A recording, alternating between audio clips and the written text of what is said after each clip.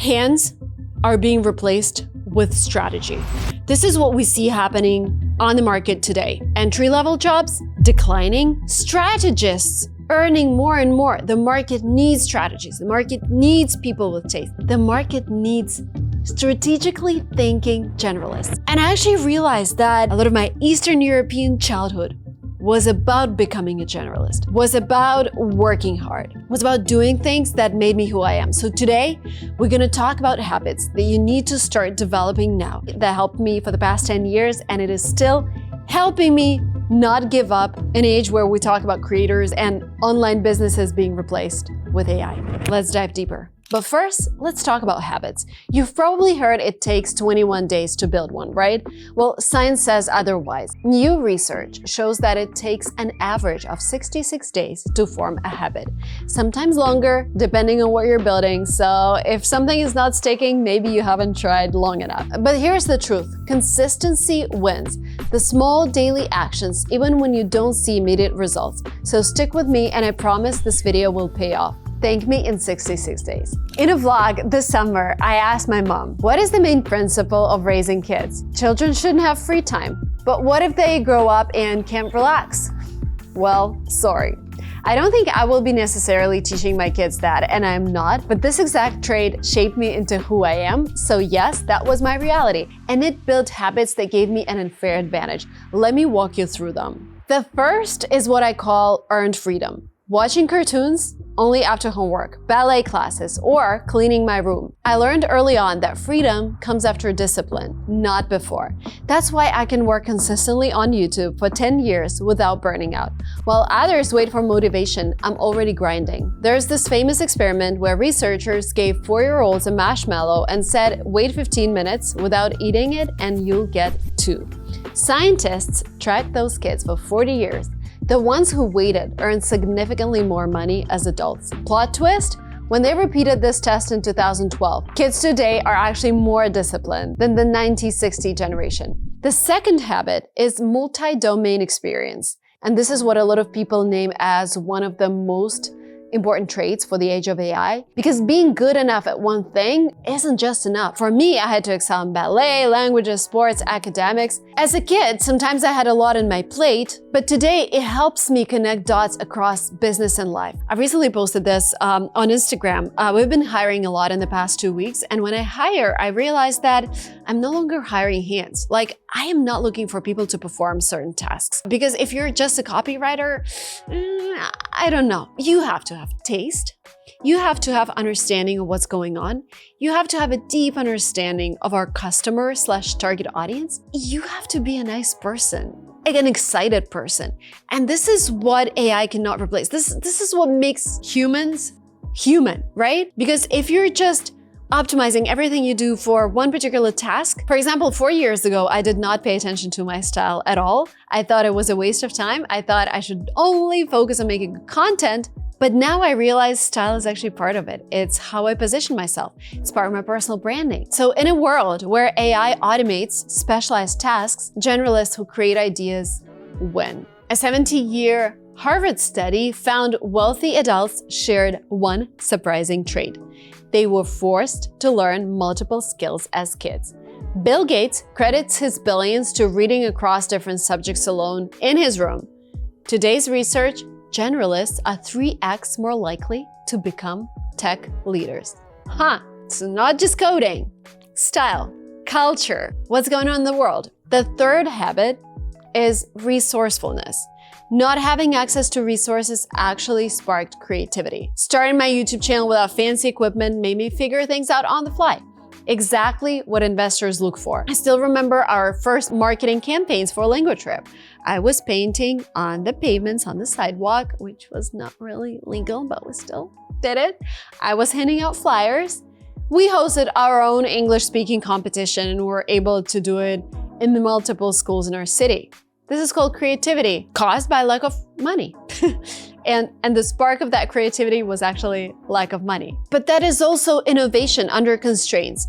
Even today, the best creativity starts with making the most of what you have. And there's this mind-blowing discovery. Studies actually show that having fewer resources sparks more breakthrough innovations. The founder of Netflix, Reed Hastings, grew up constantly moving after his parents' divorce. Those constraints taught him the adaptability that ended up revolutionizing entertainment. That mindset is exactly why I can take modern tools and use them to my advantage. For this video, I'm using Luma AI's latest video model, Ray 3, to bring my childhood photos to life in incredible HDR. Despite all the amazing resources available today, I approach them like I did growing up, experimenting and figuring out the best way to tell my story. What I love the most about Ray 3 is the draft mode, letting me quickly test different versions without sacrificing quality, plus advanced reasoning that truly understands the story I want to tell and creates more cinematic, compelling results.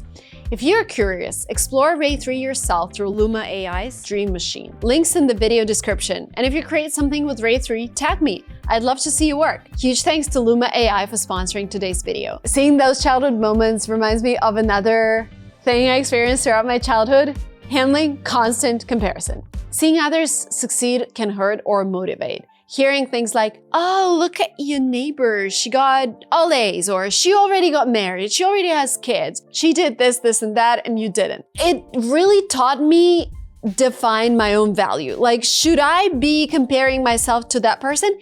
Do I like their lifestyle? Do I want to be like them? I'm not sure. So you can compare me as long as you want. It's not the life I'm striving for. But you're comparing me to that person, I actually like their lifestyle. I actually like their results. You know what? Let me look deeper into that. So it really taught me to understand how to be positive about other people's success and learn from it. Even in Silicon Valley, where everyone tracks growth and metrics, I stay focused on my goals and use others' success as motivation, not intimidation. Sometimes it's hard, honestly, when you see people building billion-dollar companies in a few months and you were just partying together a year ago, you're like, But then you ask yourself, so what really helps me in this situation? I ask myself, what was I doing? And I was growing this channel, and I was hanging out with my kids, and I was traveling to see my parents. This tactic really helps me with my FOMO. There's another cool research where Canadian researchers tracked 2,850 kids for 30 years. I don't know how they do that. Those rated inattentive at age 6 earn significantly less as adults. But the twist there is that moderate comparison boosts performance. But Harvard now says tracking your own progress beats comparing yourself to others. So always compare yourself to yourself. The fifth habit is long-term thinking. My parents have always asked me, where do you see yourself? What will you be doing when you grow up? How are you gonna make money? When it comes to business, when it comes to this channel, I ask myself questions like, where will I be in 5 years? Why am I doing this? What is my big goal? Who is the dream guest? It really helps me build sustainable companies. Linguatrip is 14 years old. My media company, my YouTube career is 11 years old. It's crazy. Thinking about this is a marathon where I enjoy every day, and my main motivator is basically working with the best people. And we're constantly hiring, constantly onboarding. And when I see that the next person is always better and better and better, I am so motivated by it because I learn from them, because my team is growing and I'm surrounding myself with people who I would work for, who I would love to be on the same mission with. And it's just incredible how they can come in and help you. But that comes with resources, right? I couldn't hire those people 14 years ago. I couldn't even hire them 2 years ago. It's all coming together. Being in one industry really pays off because the best results, they come after 4 or 6 years, doubling down on what you love the most. Another habit that my mom always taught me, you spend less than you earn, and you always put money in a savings account. In the US, savings account, most savings accounts are a joke with 0.01%. I don't even know why big banks do that. Like, it's really a joke. You can go to online banks like Ally Bank or Marcus by Goldman Sachs. They have like 4% right now. But this behavior teaches you the habit of spending less than you earn. And actually, 73% of wealthy people develop this habit in their childhood. If you look at my parents now, even if like I pay for their hotel, they always complain that it's too much. Like, they don't like spending money. My grandparents are like at extreme end of that. They will be mad at me if I bring flowers. They just don't understand spending money on flowers. But at the same time, when I see that, I realize I want balance. right? I still want to appreciate flowers and aesthetics and everything, but at the same time, why overpay for business class when you're flying for an hour? Why overpay for business class if you're flying for 3 or 4 hours? But I understand investing in a business class when I fly transatlantic. Apply the habit of long-term thinking to how you spend your money. I know another great example is Warren Buffett, who lived in his house for over 60 years. He prefers buying used cars, but also he eats at McDonald's and drinks Coke. And I feel like, yes, he's living at his age, he's still alive, he's still doing things, but I wouldn't do it.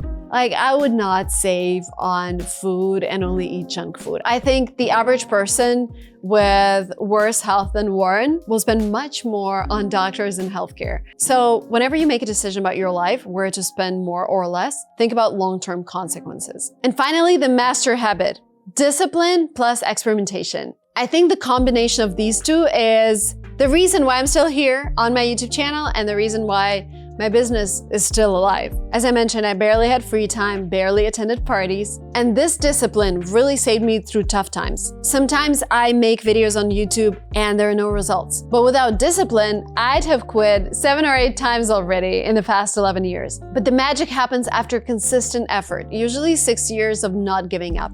That's when results show. Winners are those who don't quit because quitting is the easiest option. And not quitting and doing the same thing is a little bit stupid, right? So you're not quitting, but if something is not working, you keep experimenting, you keep reinventing yourself, you keep rebranding. I just rebranded this year, rebranded my Instagram, and I switched to more tech AI content, and I'm now a Silicon Valley girl on Instagram. This channel has been around for 7 years, and rebranding my Instagram actually gave me this fresh air and more amazing brands that we work with. And also my friends are like, this content really sticks.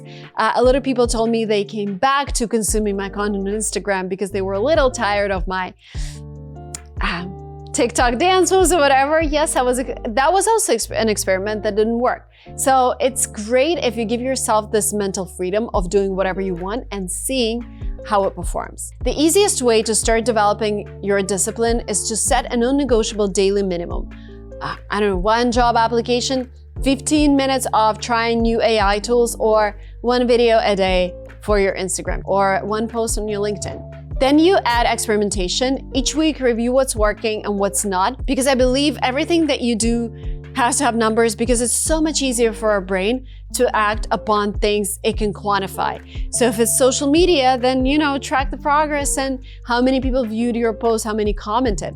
And then after a year, you can look back and see like, whoa, this is where I started, this is where I am. And it's easier for you to calibrate. You feel like you're a pilot and your craft is your airplane and you're flying in the direction that you're aiming for. Don't forget to celebrate when discipline and experimentation produce breakthroughs. It's very important for us to get that dopamine to keep going. Thank you guys so much for watching up to the very end. If you want to see how I apply AI and all of the things that I've learned from amazing guests on this podcast, join my Inner Circle newsletter where I share sneak peeks into how my team works and what we're seeing on the market today. I'll see you very soon on this channel.